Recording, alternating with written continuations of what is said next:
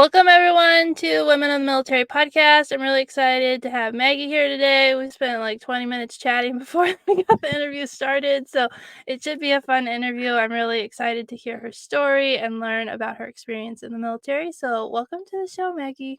Hi, Amanda. It's so nice to be with you here. I'm such a fan. Thank you. Thanks for listening, for supporting the podcast. I really appreciate it. So, let's start with why did you decide to join the military?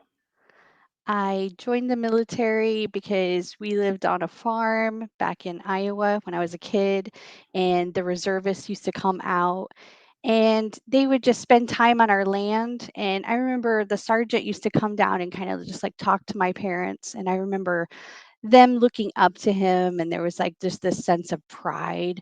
And I'm part of that be all you can be generation where that was the commercial that we heard all the time. And so I always thought in the back of my mind, this is something you can do if you stay fit and things like that. And I was a pretty fit kid, and I did a lot of the things that even maybe the other people couldn't do. There was like this rope in gym, and I remember climbing up to the top of it. Um, and yeah, I just always thought in the back of my mind, this will be something that you could do, and you could serve your country that way. There's this sense of patriotism. And so that's why I had always thought this would be something that you could do. And then I did. So when did you decide sorry, I lost my voice. When did you decide to join the military? Was it right after high school? Did you wait a few years? What was that storyline? Yeah, so it was 1999. I was actually in Australia as a nanny, and I was, learning that I really liked kids, and I thought I would be a teacher or something like that. And then I had come back and realized the world's such a huge place, and what are you doing with your life? And I'm about 20, almost 25 at this stage. And yeah, so I'm older, and it's the year 2000, and Y2K has come and gone, and nothing happened. The world didn't explode like they predicted it was going to. And so I just went ahead and did it. And I remember my family and my friends were all like, what have you done? Like, what have you done? Because I think my parents were very excited about the idea of the military as long as their daughter wasn't the one in it. So the conversation was, can you get out of it? And it was like, no, I'm definitely not getting out of this. This is something I want to do. And so after I explained to them that I wanted to do this and that I'm older now, and I still want to go to school, and I still want to see the world, and I still have these ideas in my head, um, they were more on board with it. So I just remember them actually taking me to the airport. And we were such a farm family that I remember my sister had this big jar of like pickles that my dad had made. And she's like, you might as well eat this. Who knows when you're going to get good food again? And we were all laughing and cracking up. And this was pre 9/11. So they walked me right up to the gate. I mean, we were like, can you imagine liquids at the airport now in a big jar? You know, we're just eating them and laughing, and it was just a really memorable, like in my memory, that is one of those moments where I go, it was really cool that my family stood by me, and somebody was there to take the photograph of me raising my right hand, and there was a cake involved, and my grandma was there, and there were just these really good memories of me going off to basic training. And then I got to basic training in 2020 in May. I want to say right around there, May, June, something like that. And I just remember it was so hot in Fort Jackson, South Carolina. It was just really, really hot. The heat exhaustion, the drink water thing, but the basic training part of it, the part that everybody said, you're not going to make it, just going to be so hard on you. And I grew up with Irish dad, so it was just like, okay, these guys are Irish, they're yelling a lot, and they're just, you know what I'm saying? Like, it just didn't feel real to me. It didn't feel like I should be intimidated. So, and because I was much older and probably more confident, and obviously you can tell I don't have a problem with talking, I ended up being that person who, instead of blending in, was asking all the questions. And so, kind of made a reputation for myself of being the one that asked a lot of questions. Um, and so yeah, I mean, went through basic training, introduction to like different people. And since I had grown up in Iowa, it was just so much diversity and the communal living. I remember like the showering situation, all that was just, that was probably harder to deal with than even like dealing with drill sergeants or dealing with all of that that's going on with the training and the weapons qualification, all of that. It was just like, okay, you have to learn to be in a space with lots of people. And I had grown up in a place where I was basically by myself in the wilderness, going to different barns and traveling throughout the countryside and stuff like that. Not the hills are alive with the sound of music kind of thing, but I mean, it was still, like it was just a different space and time for me. So I remember that was a little bit like, okay, I can get used to this. I can do this. But I had to also remember that even though I think I know everything at this age, I know nothing, right? So they teach you really quickly that you don't know anything. And you might have lived beforehand, but you haven't lived with the military culture. So that was something that I had to experience and, kind of get knocked down a few pegs to get built back up. So yeah. And then it was AIT, right? Yeah. So my advanced individual training was to be in supply, so logistics. So I traveled to what's Fort Gregg Adams now, and we did our training there. And I just remember spider bites and having an allergic reaction. I remember passing out from the heat exhaustion. I remember that I did incredibly well at land navigation, which anybody that knows me knows that that should have never happened. I should I should have never done well at land navigation for a lot of different reasons. Um, and so, yeah, I think I just ended up doing a lot better in the military than I thought I was going to do. Because also I have this OCD, which, dress right dress, I don't have an issue with that, like cleaning up things and keeping things tidy and organized. That all seemed really logical to me. So that part of it, you want to tell me what to do, that's fine. I don't have to think about it. I don't have to be the one that does the planning. I have no problems following people and following directions. I do ask a lot of questions, but I do feel like some people are probably more adaptable in that way. Yeah. So yeah, AIT was okay too. Yeah. It's really interesting to hear your story. I'm reading Military Culture Shift, which the episode of Military Culture Shift came out 2 weeks ago. I'm like doing this all in my head while I'm thinking.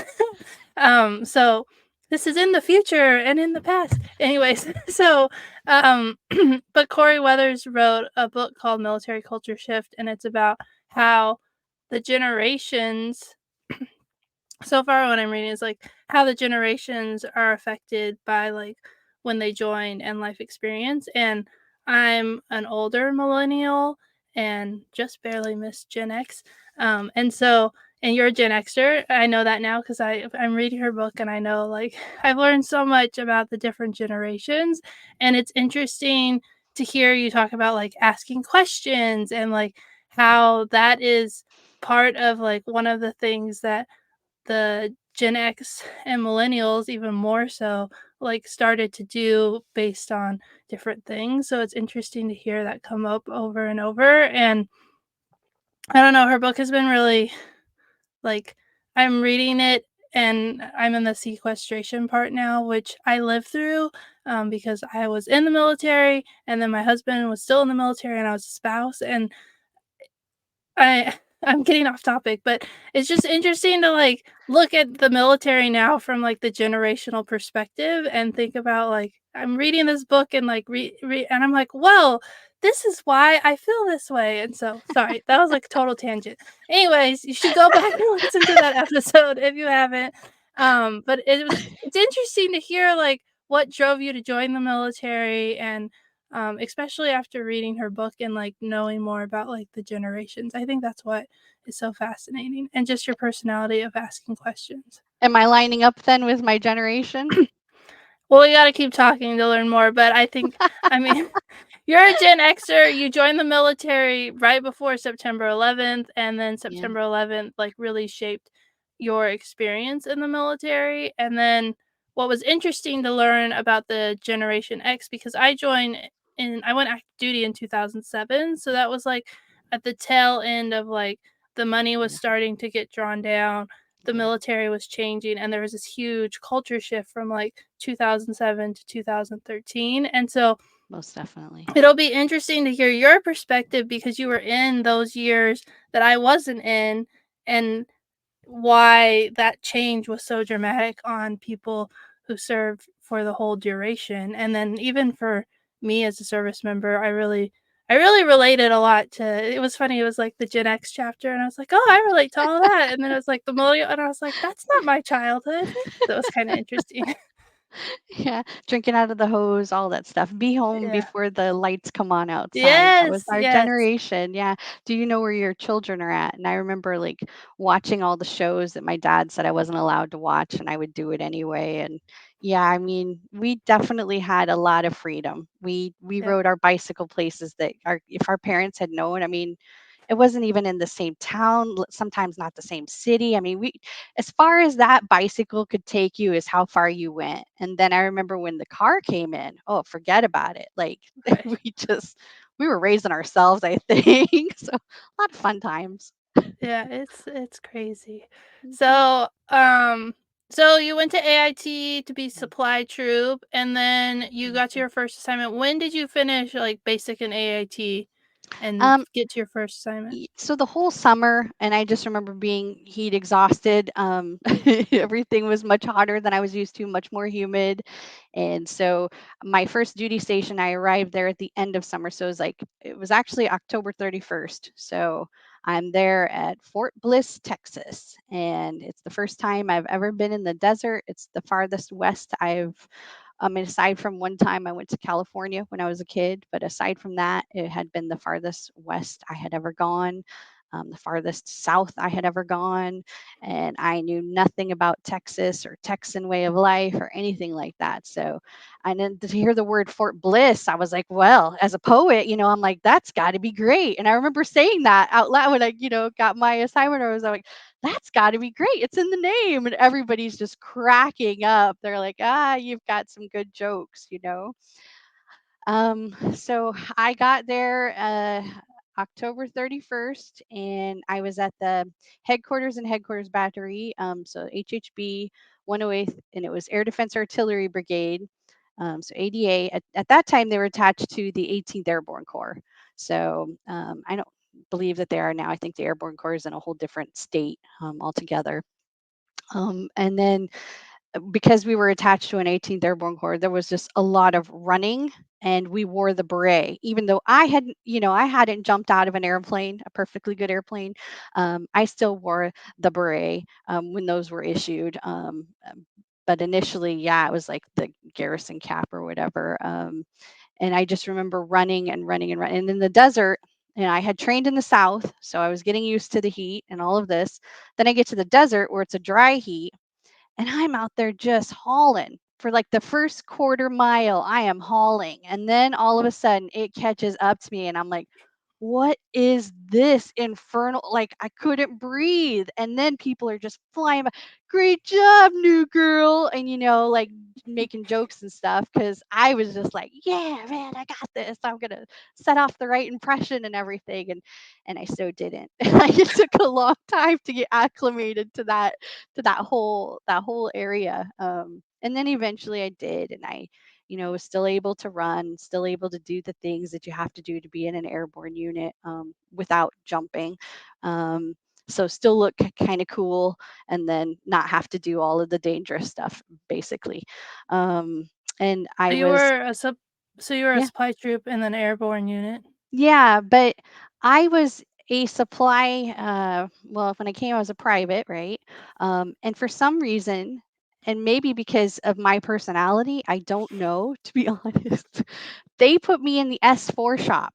So I'm there with a bunch of higher enlisted and officers in a supply supposedly job. So I have an impact credit card, which government purchasing credit card. I am my job becomes reports of survey. For anybody that doesn't know what that is, it's like the damage, the broken, the lost gear. There's a whole investigation that takes place, and you have to look through it at the time, and it might even still be AR 735-5, which, how I remember that after 20 years is telling you how much I was looking in this thing, the Army regulations, and just reading over um, all of the things that the people would say about, you know, how the item was lost, how the item was destroyed, how, NVGs or whatever come up missing, things like that. And you're just basically, it's like a little soap opera where, for me, I'm looking at it going, yeah, right. Come on. Oh, whatever. But then this person says this and this person says that. And I'm like, none of this is going to fly. But, you write a recommendation to the commander. And I did that. And I've always loved writing. So it was, for me, it was natural. And that legal sense was kind of fun. It was, like this whole legal saga that's going on. And I get to write up a recommendation, which why anybody would listen to a private, I don't know, but they did. And so I guess because I could write. And so I'm writing and sending that in, and the person's either going to be charged 1 month's salary essentially, or they're going to find that there was too much stuff going on at the time and we're just going to write this off. And so that was predominantly my job, aside from purchasing things, which meant I didn't have to go into a supply room, which meant that I could still be kind of mouthy and kind of like this, talkative, chatty person, and not really learn a lot about military, I guess, discipline in that sense, where I should have been learning that. I should have been learning some really important lessons, and I really just wasn't. I was already older, and I was already, this person from Iowa that apparently is very chatty and says a lot. So I also remember, like, when I met my who would become my future spouse. Um, he was infantry, prior infantry. He was younger and he was absolutely gorgeous. But I just remember him because he had been 25th ID, just thinking this person's got all of it together. Like, as far as the military is concerned, like, he's light years ahead of me, truly. Like, just what even is this military that he's a part of, because it's definitely different from my experience. um, and I remember people saying, you really shouldn't be at the brigade S4, but you're doing your job really well, so they're keeping you there, but you really should be in your unit learning things about the supply room and about, Right. what your job is. So my job became a lot of other things, and so that was an interesting thing. And then, like I said, I met this really gorgeous person. He had a very long last name. For anybody listening, it's Viboolsittiiseri. It got shortened down to Vibo, but on my Humvee, I made sure to put all the letters across the windshield because I was so proud to go from Kelly, this Irish girl, to Viboolsittiiseri, because it just sounded like such a poetic name. And I was like, this is a really cool name. And we got married August 31st, 2001, and we traveled to California on a 4-day pass. Some people from the S4 made us a cake, or we wouldn't have had a wedding cake. His sister showed up to the beach where we decided to get married, from this person we met on the internet who had a wedding license. And she brought the flowers, or I wouldn't have had a bouquet. I got my dress off of like a Dillard's shopping rack or something like that, and had it altered, and it was this flapper girl dress. And I don't think I have felt more happy and more in peace than that day. It wasn't about anybody else but us. And we said our vows on the beach, in Malibu, and just had a wonderful time. And then we thought, well, we'll have our honeymoon later. We'll ask for more time. We'll get some vacation and we'll have our honeymoon. So if you're tracking the dates right now, it's right before 9/11. So that didn't happen. Something else happened. And so everything changed, as you know, Amanda, and as a lot of the listeners will know, everything changed on that day. And so Yeah. we really, yeah, go ahead. Oh, yeah, it's just it was interesting. You were like, "And August 31st, 2001." I'm like, "Oh, Yeah. we know what happens in 11 days after Yeah. that." the military, the Right? world, everything changed, Yeah. and you're starting like a new life with your spouse and thinking because you didn't know, like you were at peace and everything, there were deployments here and there, but it wasn't anything like what was about to come. So, yeah, Mhm. so tell us more about the story of what happened. So you guys just had a 4-day pass, so you were already back at the unit working and Mhm. planning to do another trip, but still trying to Mhm. figure out when you were gonna do that, and then Yeah. September 11th happened, and he was infantry still? No, I met him after he was infantry. So he's also a logistician at this point, but he works called the FDC, which I think is Fire Detention Center, something like that. Um, and so different lineup of jobs and things like that. But I can still sense, even though this person's in logistics, their experiences are completely different from like the culture wise and all of that. Like his entire demeanor was completely different from mine, and it was exciting, and he was exciting to me, and I just that time of our lives being so young and just carefree and had grown up with so many freedoms as a Gen Xer and had always heard about these other Gulf War experiences and had heard about Vietnam and had watched all the movies, and we knew that something could happen, but then we had, this recruiter that's telling you you'll always be in the rear, you'll never see the front lines, you'll never experience anything because you're going to be a logistician, you're going to be a 92 Yankee, and those guys have it great. They might deliver your goods, you're everybody's friend, they want to keep you their friend because they want the stuff and you're able to give them the stuff. So he just sold it, and I took it all like hook, line, and sinker. I had wanted to go in and be like somebody that's more the reporters, the journalists, and things like that. What is it, APO or whatever?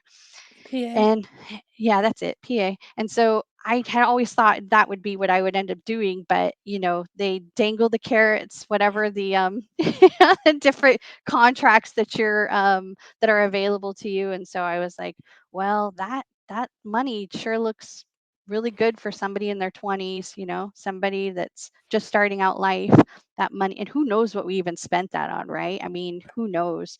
But yeah, so 9/11 happened, and I just remember like we're in Fort Bliss, and there's like a deafening silence. It's so quiet. People are so in shock, and we have just realized the gravity of our position, right? What it is that we are called upon to do.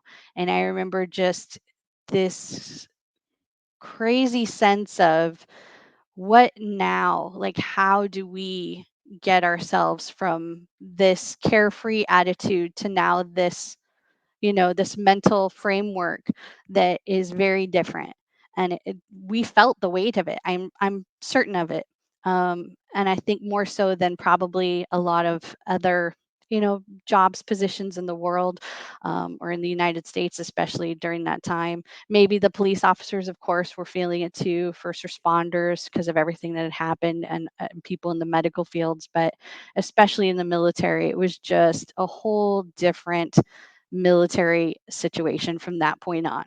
And it changed radically. And so I remember the training amped up. I remember we were purchasing stuff. My job, I'm learning quickly, right? I'm buying a lot. We're packing up our house. We're talking to parents and family members, and like, we've got these pets, we've got this place that we're renting in Texas. Can you come and get our pets? And they came and got our pets. And then it was like all these different inoculations or whatever, all these different shots and everything that, we had to get. And so, and I remember we signed our last wills. Like, we're really just thinking, this is it. When we go over, that's it. We've got it. We've got a mission. So 2003 was when I think we were actually recalled Christmas Day, because I remember being with my grandma in 2022 and getting the call. And I remember thinking, am I going to see her 2000, again? 2002, 2002. Yeah. What did I say? 2022. Yeah, because it's like the 20-year mark, right? Yeah. So I'm always like 20 years, right? Yeah. But yeah, I remember like giving her a hug and then saying goodbye and wondering, you know, will I see her again? I think all of us did that. And then I think there was some sort of accident at the beginning of the year in 2003 with one of the missions with in space. So there was like this other crisis that happened. And so I remember all of my friends were over at our house at that time. This is like the holidays. And then it was like, okay, we've got to get ready to go to war. So there was so much going on at one time. And I remember just thinking, keep it together and just follow whatever the old, basically the old timers, whoever's done this before, whatever they tell you, just listen to them. uh, Let them be your guide, basically, because I had so many questions, but I also didn't know anything about what we were getting ourselves into. So um, March 2003, so 20 years ago, um, we're going over to Al Jaber, Al Jabar, however you want to pronounce it, in Kuwait.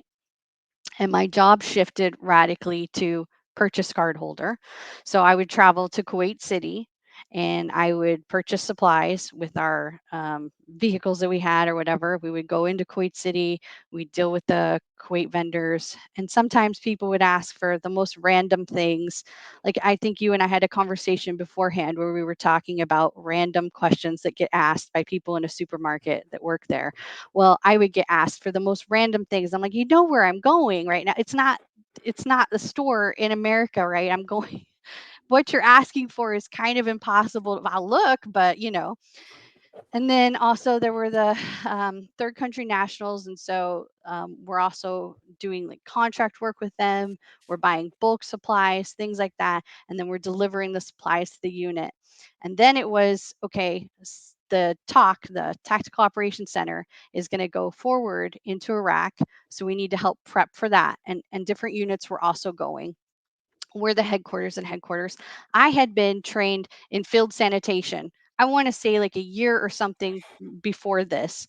And field sanitation is where you're making sure that you have those supplies that are going to help you keep yourself clean, help you with cooking, and keep everybody from getting sick. You're learning all about that. And so I had, because, in my mind, if we're going to war, we need to really prep and get all of these supplies and everything. I had planned for every, kind of eventuality or whatever's going to happen. I had planned for it and had tons of supplies. And all of these units were taking my supplies. And I remember getting really ticked off. Here's the 20 something year old person going, I'm the one who planned for this. Now you're taking it from us. And I remember somebody, having a talk with me and saying, they are us. This is us, right? What you have helps us. Give it. And then it was like, duh, what was I thinking? All that pride and everything that you have just kind of shifts, and you're like, yes, of course, give it. And I remember also like thinking about boot laces and what if we need these, and just the most. My mind just at that time was fast moving, and it was constantly thinking about the what ifs. So a lot of people were taking our stuff, but it was our stuff. And I got that into my, my grill or whatever, into my head, my noggin. And the talk went out. And a couple of weeks later, the ALOC, which was what I was a part of, Administrative Logistics Operations Center, I have it written down so that I can remember, because there's no, right? The ALOC, which was what I was a part of, went out. Now, at that point, we didn't have any kind of armor on any of our vehicles, right? So I remember, and we weren't going to have any MP support, so they took off the top of our Humvee, and they mounted a pole in there, which was meant for my M249. I weighed about 125 pounds at this point and was assigned a machine gun. And we mounted it on my Humvee. That was going to be the lead vehicle with the captain in front and the oh geez, can't think right now, but there was another person off to the right in the vehicle, and they had painted numbers on the top of the hood for any kind of like fratricide situation. Did they do that with your vehicles as well? I had MATVs and MRAP, so it was Okay. very different. Yeah, very different situation, right? So they painted the numbers on the hood like literally with paint. They're up on the hood just slopping it on with like a chip brush or whatever so that any kind of friendly fire that could find its way to our vehicle hopefully wouldn't, because these numbers would be on there. And I remember that being very much a thing in my mind, along with the alarms going off and things like that. And the first time I ever put on my mop suit and my mop gear, and then the second time I put it on, realizing I don't have my glove. And I remember taking my arm and like tucking it in and like taking my hand that had the glove and doing this kind of number and thinking, wow, you are so not ready for this. But then I felt I felt more ready than some of the people that I worked alongside, who like basically had, and they were not from our military unit whatsoever. They weren't even in the same branch of the military, but they had their gear in a shopping bag. And I remember thinking, well, you got your stuff more together than that person does. They showed up with like a Macy's bag and they threw their, their Kevlar and everything inside of their chin strap. Look at them. They're all ate the heck up. So, I had some confidence, but then, at other times I'd be like, wow, I am completely unprepared to go into Iraq right now. But then there was the part of me that's like, well, you got all dressed up, you might as well do the thing that you came here to do. If you're going to help people and you are going to be there to give supplies, now is the time to do it. This is the time. So I remember, okay, we're doing this. And so our convoy was long. Um, my machine gun is on this mount, and the the distance was crazy long. And I remember a sign that said DMZ. I remember just being so freaking tired and thinking, don't you dare ever fall asleep, because you're basically the MP, right? And my hands were cramping up and I was standing the whole entire time, and it was exhausting. I was so tired, and we still had to put our tent up. And when we got there, we were in Talil, Iraq, right near the ruins of Ur. Our tent was not far away from where they kept the POWs, and the tent had sandbags around it, and there was like a separator for canvas, and the women were on one side, and there was, maybe a handful of us, and then the men were on the other side. And then the ALOC vehicle, which is eventually where we kept a lot of things, was away. And that was it. Once we finally hit that cot, I just remember, if somebody had come in the middle of the night, I would, you know what I mean? Like, I was so tired because I had already done so much at that point, more than I thought I was capable of doing at that point, with just that drive in there, and then the realization of there are two grenades in your vest right now, and it's just like one small pin, and I've written poetry about it since then. And you're the person that is going to be the one that's going to have to deal with anything that comes our way. So by the time I hit that cot, if any, if they had needed me at any point after that, I have to hope that I would have been prepared for it. But at that point, I definitely was not. I just remember sleeping. It wouldn't have mattered if there was a sandstorm, and there were eventually. But at that point, I was just out, lights out. And then waking up that next morning and seeing this huge ziggurat right there. I mean, it's so close to where we're at. And then having people say, well, you're not supposed to go over there unless you're part of a group. You're going to have to be part of a group that goes over there. And the chaplain was going to make his way over there. He said that. And so the whole time I'm doing my job, which is to like deal with trash. I've become now the trash person. Okay. So I went from being the person that deals with the legal aspect of things to the person who's buying things to now the trash person, essentially. Anything with waste, fecal, anything with waste, burning it, whatever, that was my job now. So a completely different situation from what I had dealt with in Kuwait. And I remember the S3 guys, because they were all men that worked in that shop. They took I think it was a 50-gallon drum, and they cut off the top, and then we put like a toilet seat on top of it, and that became our toilet. And then we burned all the waste, this huge stick, and we were like stirring and stuff like that. I remember taking garbage out, and I think that there was some contract workers and stuff like that, but I actually had to drive to take our trash to the dump point, and there was just huge burn pits or whatever. And I remember reading comics and things like that with the person who was beside me. I'm not going to tell you her name, but she's still one of my dear friends. I still speak to her, um, and still think of her with my memories because of everything that we would deal with as far as trash. And that was not her job by any scope of imagination.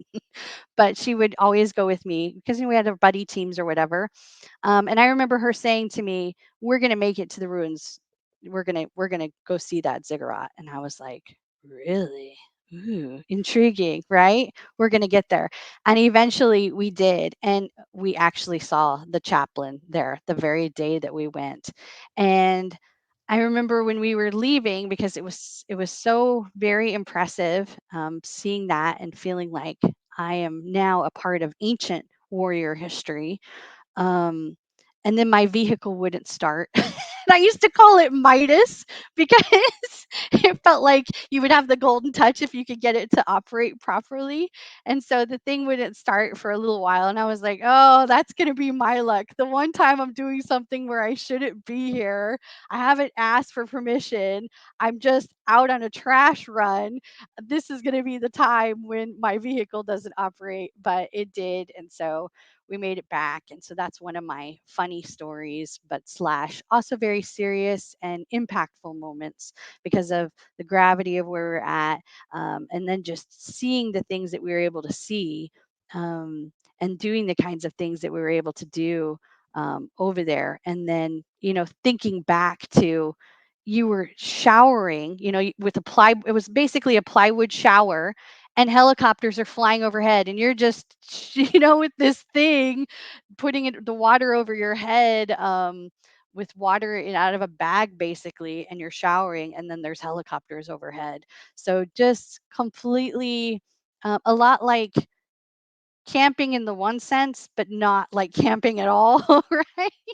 so so yeah, that was my field sanitation sergeant experience at war. And I feel like I've been talking for a little bit, so I'll let you say anything you want to ask me.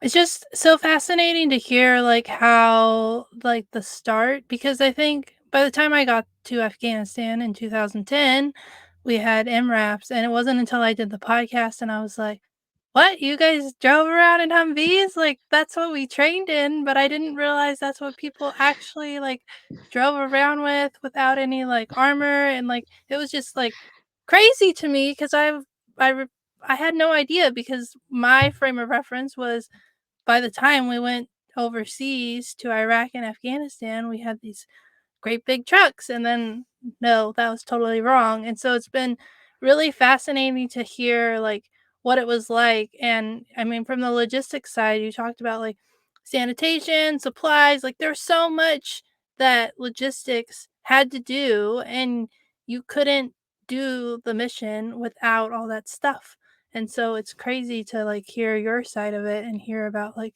all the things that you guys were doing to prepare to for the invasion and then actually going in and then, like, women aren't allowed in combat, but you're manning the gun at the front of the convoy. It's like it's just so crazy because it's like, people in Congress and, like, in the women can't be it, but it's like, apparently they were like, "She can do it," and they didn't think twice about your gender. They just were like, "She's gonna do it," and so it's kind of interesting how, like, there's, like, these unconscious biases that people have, and then when you're actually in the thick of it, it's like, "You're a person, here you go," and, like, that was my experience in the military was like, "You're a person, we need you to do this job, go do it," and no one Uh, cared about gender, and it was all about, like, the political aspect of, like, can a woman do this thing? And it's like, well, they didn't care when I was over there if I could do it. They just were like, you're a body, go. And so it's kind of it's really interesting just to hear like the history and the dynamics of your experience. And yeah, so It was yeah, interesting it's for me too to even recall it. Like as I was thinking about this podcast, putting it together in my mind and going, okay, I've written so much about it, but kind of skirting around the edges, not really chronologically, because that's not how memory works. Memory works by smell that you have, it works by a song that you hear, it works by seeing a face that you haven't seen in a while and it triggers something. It works in completely different ways than chronologically. And so here I have to think about it chronologically because that way it's going to make sense to the listener, hopefully. okay. But like you saw, like 20 years can be just yesterday or can be, you know what I mean? Like it's so weird how our minds navigate that space. Yeah. Yeah. Yeah. I was at the VA a couple weeks ago for my dermatology appointment, and we were all sitting there waiting for our name to be called. And the news was on, which I don't really watch the news. And they were talking about like what was going on in Gaza. And one of the veterans, he was like, not again. And it was weird because you could hear the whole room, even though we like hadn't talked, you could like feel the like, and especially inside of me, like I hadn't felt that like fear and that like when I was about to go Yeah. overseas and just think about like how a whole generation could be affected if we go to war and just like I don't it was like such a weird feeling and I had never thought about it, but then that moment when he said those words I was like, "Oh my gosh, this is scary like for Yes. the next generation and like Yes. what's going to happen." And I feel like the military right now is so tired because the war in Afghanistan just barely ended and we haven't recovered from what what was required, the sacrifice, and like we're struggling to get people to join, and there's all these things that are going on, and I'm like, I don't think we can do it, and that was the other like it's kind of scary thing because it was just like that feeling, and like it wasn't like 9/11 where everyone was like overwhelmed with patriotism. It was more like dread and fear of like what's to come. I kind of wonder if that has to do with our age that we're at now. I kind of wonder if we could get a perspective from a person that's younger, what their thoughts on it would be, because I know the person I am now is obviously very different from the gung ho 20-something-year-old person. But Right. I do know what you mean about that sense of dread because I felt that in 2020 when things were going on in Wuhan, China. I was like, okay, we need to get supplies, Watana. That's my husband. We need to prep this house. And I remember having what I didn't know at the time was a panic attack. And we need to go get toilet paper because I knew from war, my experiences with toilet paper, I even wrote about it, the toilet paper wars. I mean, I've spent so much time thinking about toilet paper in my life. It's incredible, but because of the situations over there, I remember we created, like I said, this toilet and we used plywood and everything. We had the drum, we had an actual toilet seat on it. So we were pretty posh for the for the desert or whatever. There were people because there was a gap from the door frame to the top frame. There was a little gap. People were jumping over, getting through the hole that was created by the frame of the door to the frame of the top of the structure that we created to get into our toilet because there wasn't one when we had it locked. Because obviously, if I'm going to be out there stirring all of this stuff, I don't want to stir everybody's stuff that's out there into little Iraq. Like, Right. I don't know you for some reason, stirring my own people's, and again, it goes back to the whole supply idea. We all need this. We all are using this. We are the me, we're all together, right? But I remember even then thinking, if that's what it was like in Iraq, imagine what it's going to be like for an entire country that, for the most part, has been pretty spoiled when it comes to everything. We commodity wise, we get everything that we need and we get it fast. And we don't think about the aftermath of it. We just get it and we use it and that's it. And so I remember when that happened in 2020, just feeling this sense of dread. My husband and I went out for what was supposed to be a pretty easy jog, and I collapsed to the ground and I ended up going into the ER. And they gave me all kinds of fluids. They tried to help with this massive migraine that I had. I thought I was having a stroke. And so that would be my first instance of like an ER visit where I'm like, what is going on with me? This is not the person that, yesterday I was perfectly healthy and now today what's going on with me? So I do think those are triggers. And I do think that's why it is important to go to the VA. It's very important to find those outlets, which I've tried to do throughout the entire cycle. And that was because of a mental health crisis. When we got back in 2004, I remember I was in the backyard, I was on a hammock, and I heard like a fire truck or something going by, and I reached for my pro mask. Like I just reached for it, like instinctively, like I need this. And then I'm like, what are you doing? And then from that point on, being very cognizant of my mental health, because just that fast, I'm back over there. And so I went to talk to somebody at the VA, and they said, you know what? You're not doing a really great job of communicating with me, but you've told me that you like to write. And if you like to write, that's how you should get everything out. That's going to be your way to get the words out onto the page and then be able to think about it in a really safe space. And that, whoever that person was, hope you're listening, because that's probably why I'm here. um, just being able to do that had changed everything for me, because I wasn't able to talk about things, and then all of a sudden it was like, now I have a way to do it. I like to write poetry. I like to work with art. I've done that my entire life. I've worked with my hands, and anytime I was having a bad time, my mom would hand me a paintbrush and say, this is how you work it out. You go to work and you create things. And so that had always stuck with me.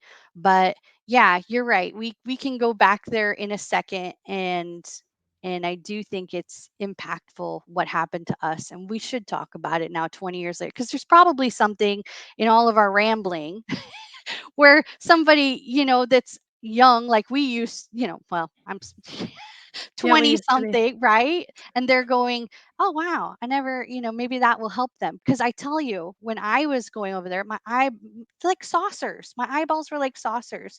And I went straight to the oldest people that I could find in the military. And I was like, what do I do?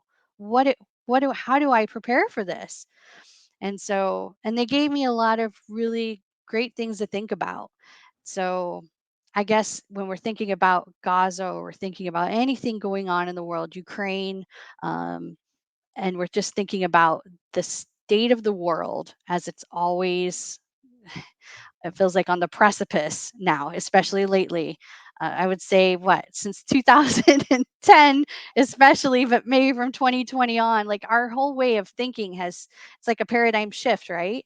So that would probably be the most important thing, is just to tell a person that's younger, hey, um, the best way to move forward is to talk to people who are a little bit older, and to ground yourself and center yourself, have a plan, and don't get so locked into dread that you can't function, because it's an easy path to go down if you let yourself. And that's kind of, I guess, the scariest part for me, to think about 20 years on and how many people we have lost, and how much work we've done to make sure we have these things like 988, a phone number that isn't a 1-800 number that nobody remembers. Well, I think it was 1-800-251-TALK, right? And the reason I remember that is because I made a poem about saying how ridiculous it is to try to, when you're in a mental health crisis, think about this long number that you're never going to remember. So the mental health part of it is definitely important. And then just going, well, we did get back, and yeah, some of us didn't. um and they gave us some really, some awards, like a presidential unit award, things like that, and you go, well, thanks for this. Some people got you know more impressive awards, whatever. But at the end of it, we still have to deal with the other parts of it, right? Our health, which if it's broken, it needs to get fixed. So How do you do that? And I feel like that's what we're charged with in our generations, to help us all get fixed. And so that when these kind of situations, as they're going to, as we see, things aren't changing, when things happen politically, we know how to do things better. And I think, like, it makes me happy to hear there were armored vehicles. And I knew, a lot of veterans were fighting a lot harder than even I was on different things. I'm thinking about mental health and coping mechanisms, and they're thinking about how do we keep troops safe, and how do we show that, yes, women definitely have always been helping and aiding and fighting in these different conflicts. So I feel like that's probably the charge for us, is to think about that. But yeah, I went over, and then we got back in 2003 at the end of it, and by 2004 it was already time for me to get out. And we had talked about being parents, and I was like, how is that going to work? um, how is that going to work? So I got out. He dropped his warrant officer packet for stuff in the military during war, and he actually became like a logistics mobility warrant officer. And what we thought was going to be a 20-year term turned into, like, now he's on his 28th year, and he's a unicorn, and he's a CW5, and all of these other things have happened. We have traveled the world. My ETS was in 2004. 2005, we're in Georgia at Fort McPherson. He's on his second deployment. Virginia, 2006, 2010. He's on his third deployment. Um, I'm working on my bachelor's degree at this point. We get to Heidelberg.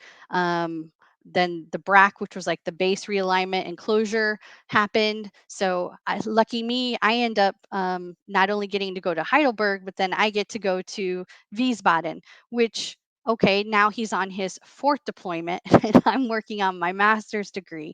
And at the time I thought, there's no way I'm going to be able to concentrate on this. But it turned out to be very helpful, because I didn't know a lot of my neighbors. I didn't speak the language, and my husband is gone for 15 months. And I had paperwork all over the house, and I didn't have to worry, about anything. I ate when I wanted to. I woke up, my schedule was so wonky anyway, because I'm thinking about his, what time is it where he's at, and is he going to call? And if he calls, am I going to, I want to make sure that I get the call. And so yeah, that was the fourth deployment. He came back, and then we moved to Hawaii. And the first time we were in Hawaii, which I'm in Hawaii now, so this is my second time in Hawaii. First time we were in Hawaii, it was such another huge culture change, that it took me about 6 months. Imagine that, to get used to Hawaii. Imagine being in such a weird mental state because of everything that you've gone when your spouse has gone through, that it takes you a while to get used to paradise, right? So, but I did got used to the slower path of life, and started thinking even more about writing my experiences and all of that. So I was writing to the Veterans Writing Project at that time, and they were publishing some of my stuff. And there was a person that worked for the VA at the time. His name was Fred Foote. He still, I think he might be retired, but Jerry Bell, Fred Foote, Ron Capps, Dario Batista, all of these people that I met through the Veterans Writing Project. I ended up meeting Kayla Williams, and I met Kelly Kennedy through Kayla. There were just lots of things that happened because of the writing portion of it. And this psychiatrist from 2004, now talking to the person that's in Hawaii, 2000 past. I don't even know what year it is at this point. She's telling me, write stuff down, and I'm listening, and it's getting published, and it's making me build a friendship and build connections and get healthy. So being in Hawaii was very helpful for my mental health. We got back to Virginia. Now my husband's teaching at the Army Logistics University, and we're doing the whole senior warrant officer and his spouse thing. I'm going attending balls. I work at the battlefield as like a park ranger, and I'm taking people on tours to learn about Civil War battlefield stuff. And I'm getting more interested in our history as women warriors, and I'm learning so much. about everything that we have done throughout the history of our country. And I'm so incredibly proud, and also I feel obligated to tell people those stories and to be that storyteller. I write this really nice poem, A Lifetime of War in 250 words. I can't even tell you if it was 250 words. It probably wasn't. I submit it because one of my friends, Jerry Bell, from the Veterans Writing Project, says, "You should submit this, Mags. You should just try." And I did. And it got me a trip to Oxford. And I went over there in 2020, right before the pandemic. And I tell you this because it was literally the day before all the airlines shut everything down. And if I had been delayed at all, I would have been stuck in Oxford. Oh, poor me. But still, like, it would have been weird, right? To be over there for over, a year probably. Um, Came back from that experience completely changed again, and feeling like I have so much more even now that I want to do. And this is just the beginning. Like, it's taken me this long, but I am in a place where I want to write about this stuff, and I want to tell people everything that we've gone through and tell them why this matters, why storytelling matters, and why all of this is important for us. So, came back in 2020, changed. Of course, then we all changed again. Like I said, a paradigm shift from 9/11 to then the 2020. Um, Coming out of that and just feeling like, all right, now what do I do? How do I do the goal I have, which is to lead a purpose driven life? Because this entire time I've talked about having a family, it didn't ever pan out. We had miscarriages, we had all of these different. How do you make a child through Skype? How do you do that? Right. So, so Doesn't then it work was, apparently. yeah. So, I mean, there's other things you can do, but yeah, to actually make the physical child. Yeah. So, Virginia, now we're back in Hawaii, and I work as a military education coordinator. I work in 6 different installations. I help military people and veterans get into college. I help them with the processes of all that, help them with financial aid if I can, just get them the answers that they need. And so that feels like a very important thing to do. And I'm happy to be working and making a paycheck, which is also very important. Because there were plenty of times that I heard from different employers, "We know your husband's in the military." I mean, my whole life is on the internet. As we said, it's the big dumping ground of, the world. So they could see that I'm going to be leaving soon. And so I had to find the right culture fit where they go, "We appreciate that of you. We appreciate that you have all these life experiences and that you are going to be moving to another location, and we're willing to train you because we have locations all throughout the country and all throughout the world, frankly." So it was finding that great culture fit, and then also just thinking about what else beyond my job and my art can I do. So most recently, I've been doing a lot of partnerships with the Office of Health Equity with the VA, which has been wonderful. There's some artwork that's at the gallery. We're talking about making more online galleries, and maybe even a physical space in the future. And then just other things that we have planned and lined up. And I just feel like that is such a wonderful way to think about life, rather than going, "What have I lost?" or "What is damaged about me?" Thinking instead, how can I move beyond that damage and think of it more as kintsugi, right? That part of pottery where you fill it in the gold with the gold cracks, you fill it in with the gold paint. And that's how I've tried to think about things moving forward and think more optimistically. And I got to tell you, part of that, a large part of that, is because people in art and people in the veteran space, there was a wonderful group uniting us that I'm a part of, and they just said, "Okay, use your art and we'll help you get it shown." And they have done that for me. And they're a wonderful group of people. And so even though I went through a lot of really, you know, bad fitting groups, like groups where I don't like to run. Why am I in this running group? That's great that they love to, but I don't enjoy it. I enjoy a hike. I enjoy being out with animals. I love my dogs, things like that. You have to find out what you're good at and what group you belong with. The isolation can be very important for the writing part of your life, but you can't let it gobble you up and stay in that isolated place. I really feel like that's a damaging place to be in. So, as I'm thinking about how do we, as a generation of women warriors, help this next generation, that's my best advice. Art, writing, and finding the group that you connect with, because they're going to be the ones that take you out of a dark space, that help you, instead of having a triggering memory, go, well, what did you learn from that?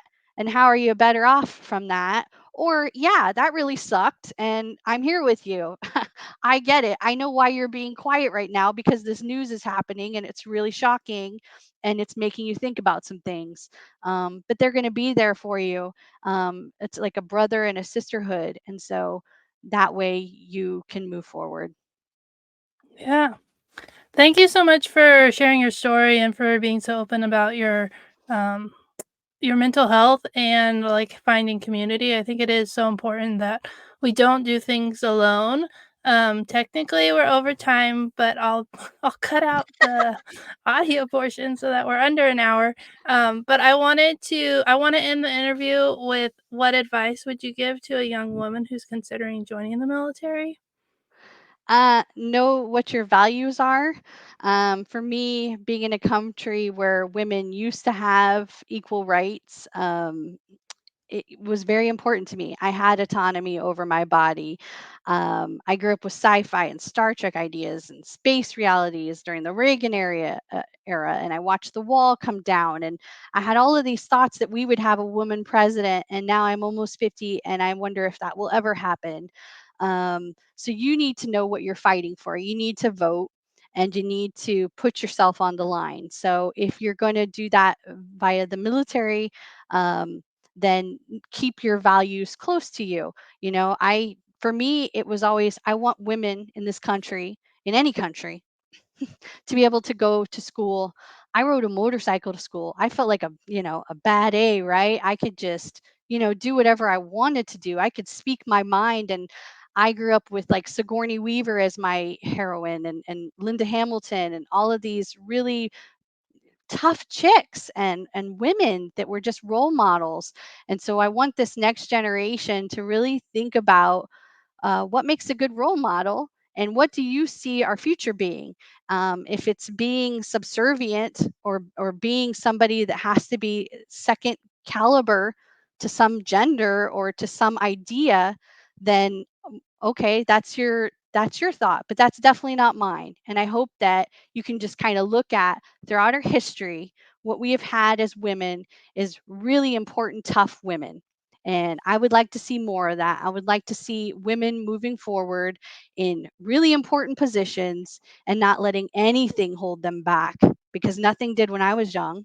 Nothing did. And I think it's only when we're fearful that we allow it to stop us.